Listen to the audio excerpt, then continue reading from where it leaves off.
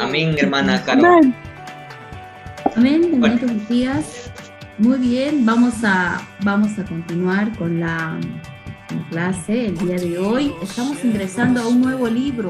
Ustedes recuerdan que el anterior domingo estuvimos en lo que es el repaso del libro de Josué, que era el primer libro de los históricos, ¿no? Ustedes saben que están los Pentateucos, que es desde Génesis, Éxodo, Levítico, Números y Deuteronomio, que son los 5 libros, y luego estamos entrando a lo que son los libros históricos. De los históricos, el primer libro es el de Josué, y el segundo libro es el de Jueces. Ahora estamos con el libro de Jueces. Hoy, el día de hoy, 5 de junio, estamos dando inicio al libro de Jueces, a las historias, las hermosas historias. Ustedes recuerdan que ya murió Josué, ¿verdad? Josué ya no está. ¿Quién quedó en el lugar de Josué? ¿Qué es lo que pasó con el pueblo de Israel? ¿Qué pasó con las generaciones? Eso lo vamos a ver en este hermoso libro, ¿eh? Es la clase número 92 y la base bíblica está en el libro de Jueces, capítulo 2 y capítulo 3. Me imagino que todos en casa cuentan con su Biblia, están ahí con su Biblia, es necesario para que ahí podamos hacer el seguimiento a estas hermosas historias. El título de hoy es Apostasía de Israel y la obra de los jueces. ¿Qué será apostasía y la obra de los jueces? ¿Quiénes son los jueces? ¿Qué es ser un juez? Vamos a ir viendo eso y más en este día. Bueno, vamos a empezar con esta pregunta. ¿Qué significa la apostasía? ¿Qué es la apostasía? Bueno, la palabra apostasía es renunciar lo que hace una persona de su creencia. Es decir, bueno, yo creí, ahora ya no lo creo. Eso es la apostasía. Entonces dice la apostasía del pueblo de Israel. ¿Qué significa? Significa que dejó de creer. ¿Qué habrá pasado? Vamos a ver eso en el libro de los jueces, capítulo 2 y capítulo 3. El 1, si quieren, vayan leyendo, ahí nos indica que una vez que murió Josué, dijeron, bueno, ¿ahora qué hacemos? ¿Quiénes van a subir? ¿Cómo vamos a hacer? Y seguían conquistando más territorio para que así puedan ir habitando. Amén. Ustedes recuerdan que cuando los israelitas empezaron a habitar en diferentes partes de la tierra prometida, había de otras, ¿no? Que no eran israelitas, de otras naciones que estaban viviendo con ellos. Y el Señor que les dijo, no van a entreverarse, no sigan sus costumbres, no sigan a sus dioses, no sigan con ellos. Ustedes son el pueblo de Israel, pueblo elegido por el Señor, y ustedes continúen con serme fiel. Pero ¿será que el pueblo de Israel haya sido fiel? ¿Qué haya pasado, no? En este libro de Jueces nos habla de muchos personajes. Vamos a ver varios personajes y la misión de su llamado de los jueces no era como ahora los conocemos. Ustedes saben, si escuchamos la palabra juez, se nos viene a la mente y decimos juez, o sea que tiene que haber abogados, tiene que haber fiscales. No, es otro tipo de juez. Más que de decisiones legales, nos está hablando de un gobernante y de un libertador. Ya vamos a ir viendo esto más adelante. Van a poner atención a este video. Jueces es el segundo libro que corresponde al grupo de los libros históricos del Antiguo Testamento. Estos jueces son personajes famosos que sobresalen dentro de la historia bíblica. Una característica muy importante de mencionar es que el Espíritu de Jehová viene sobre ellos para capacitarlos, con algunas virtudes extraordinarias para un mejor desempeño de su labor. Los jueces son llamados por Dios para cumplir una misión en particular. En base a esto denotamos los siguientes aspectos. No participaban en las decisiones legales como lo hace un juez en nuestro contexto actual. Podría decirse que gobernaban, guiaban e instruían al pueblo de Israel, pero esa no era su tarea principal. Los jueces en este libro actuaban más que todo como libertadores del pueblo, ya que constantemente los habitantes de Israel eran sometidos como esclavos bajo el poder de los reyes paganos.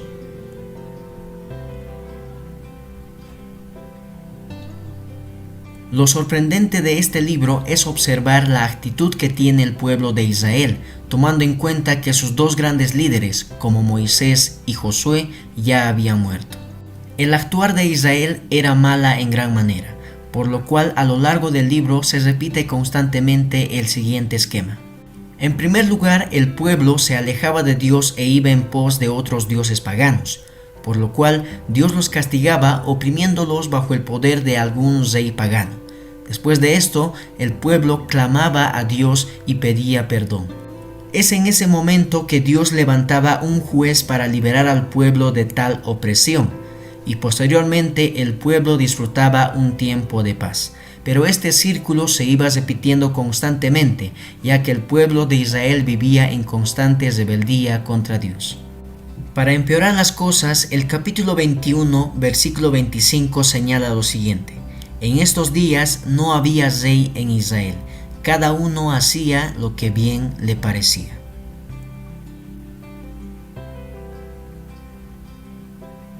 Los jueces se dividen en dos grupos. 8 de ellos son conocidos como jueces libertadores o jueces mayores, debido a que presentan una mayor relevancia dentro de la historia bíblica.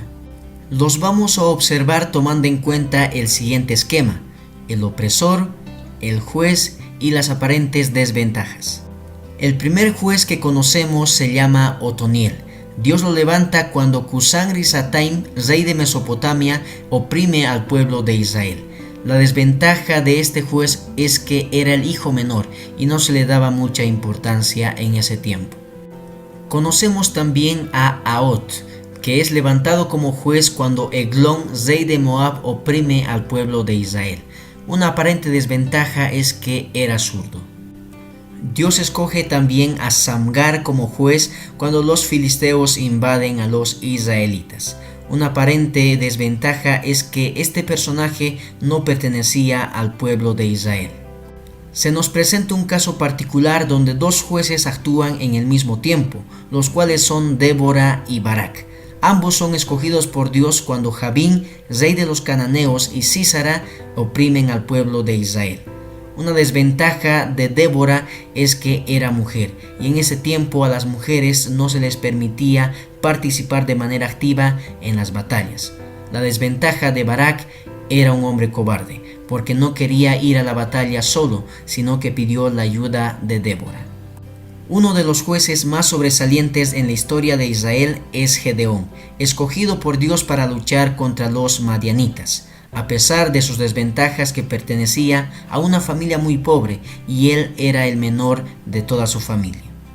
Al mismo tiempo, Jefté es elegido como juez para liberar al pueblo de la mano de los amonitas. La única desventaja que tenía es que era el hijo de una prostituta. Otro juez de gran relevancia es Sansón, que luchaba constantemente contra los filisteos para liberar a su pueblo. La desventaja de este juez es que era bastante mujeriego.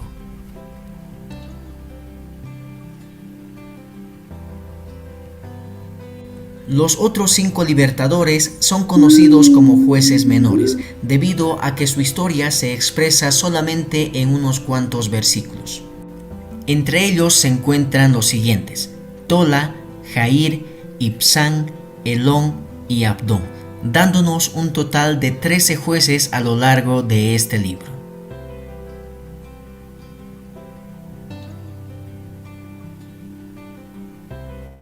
Amén. Muy bien, hemos hablado de otros jueces más, pero el día de hoy vamos a ver solamente de 3 jueces. ¿Quién fue el primer juez entonces? El primer juez fue Otoniel. ¿Quién era Otoniel? El hermano menor de Caleb. ¿Quién era Caleb? Caleb fue el que fue a espiar la tierra, ¿recuerdan? Con Josué. Entonces, damos continuidad a la historia. El pueblo de Israel, cuando murió Josué, la generación de Josué murieron todos. Y la nueva generación no conocía al Señor ni lo que había hecho. Entonces empezó a rebelarse, con la apostasía, que ya no seguían sus creencias. Es por eso que el Señor fortaleció en este caso, a Cusán-Risataim, que es el rey de Mesopotamia, y Mesopotamia es la ciudad de Siria. Siria, acuérdense, que los ha oprimido por 8 años. Clamaron, dijeron: Señor, mándanos a alguien, ¿qué nos está pasando? Nos están esclavizando. Es por eso que el Señor levantó jueces, personas que más que actuar legalmente, actuaban como libertadores. Entonces el Señor levantó a Otoniel. El Señor estaba con el juez que levantaba con cada uno de ellos. Amén.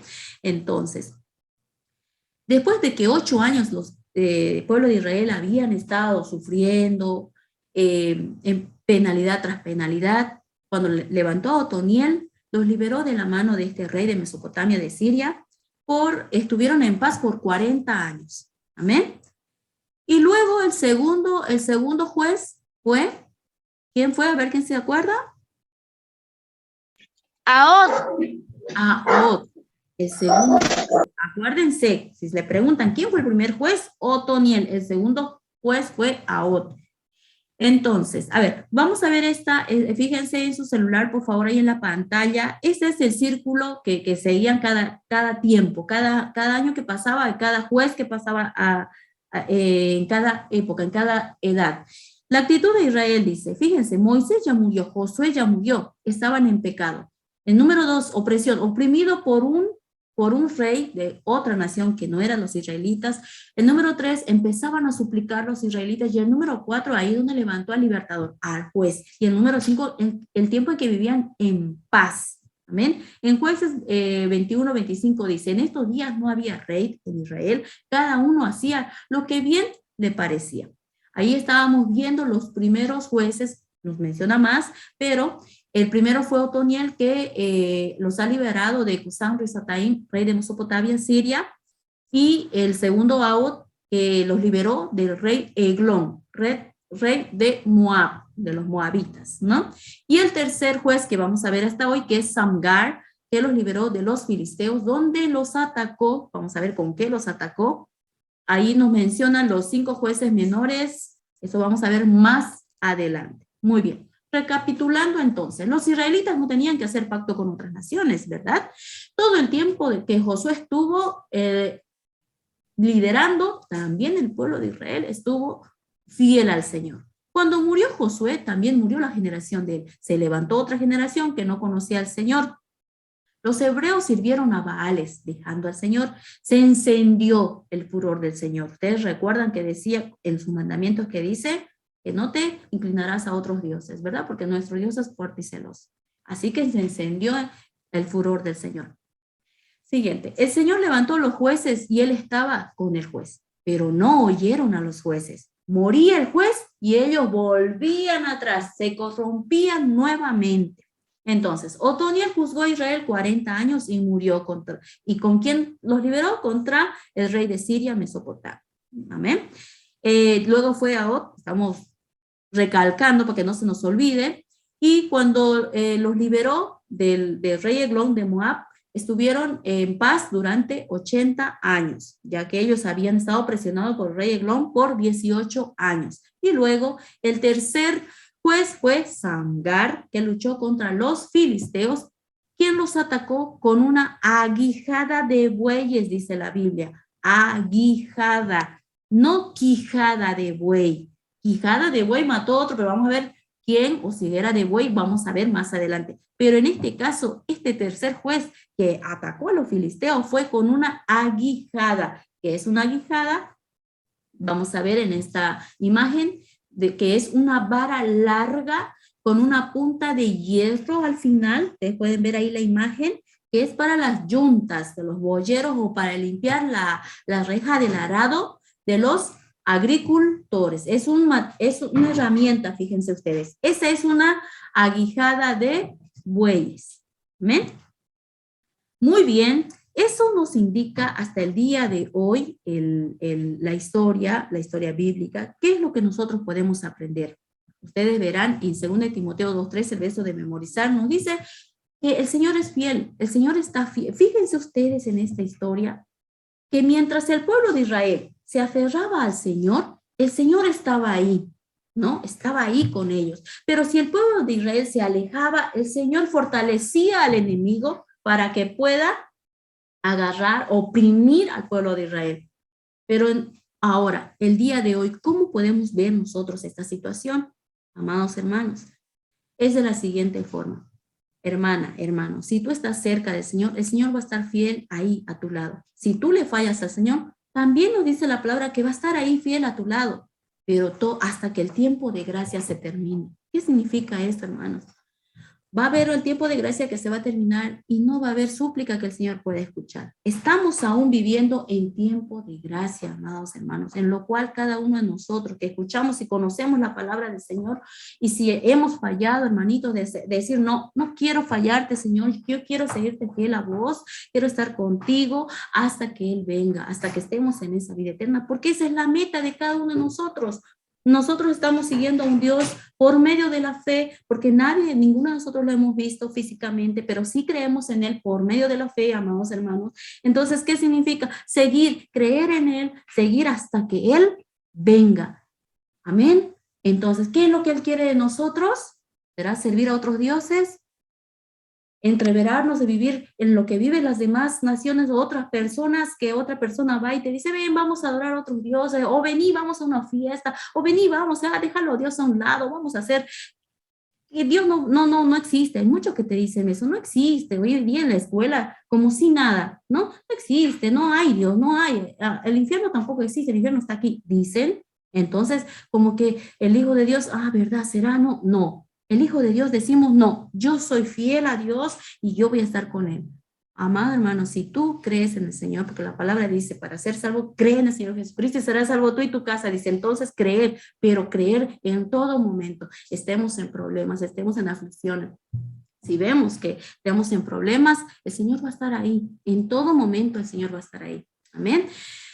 Muy bien, vamos a ver este verso para memorizar. Hermanita Cecia, ¿puedes encender tu cámara y tu micrófono, por favor? Vamos a repetir antes de hacer la oración. Adelante, hermanita. Hermanita Cecia. Si fuéramos infieles, Él permanece fiel. Él no puede negarse a sí mismo. Segunda de Timoteo, capítulo 2, versículo 13. Amén. Muy bien, gracias Cecia. Ahora vamos a repetir todos juntos. Amén.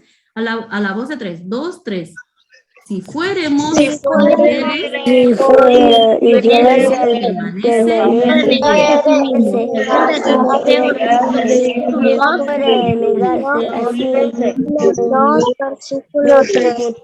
Segunda de Timoteo 2:13. Muy bien, entonces, muy bien, amados hermanos. Dice, si fuéramos infieles, ¿infieles a quién? Al Señor. Él permanece fiel. Él no puede negarse a sí mismo.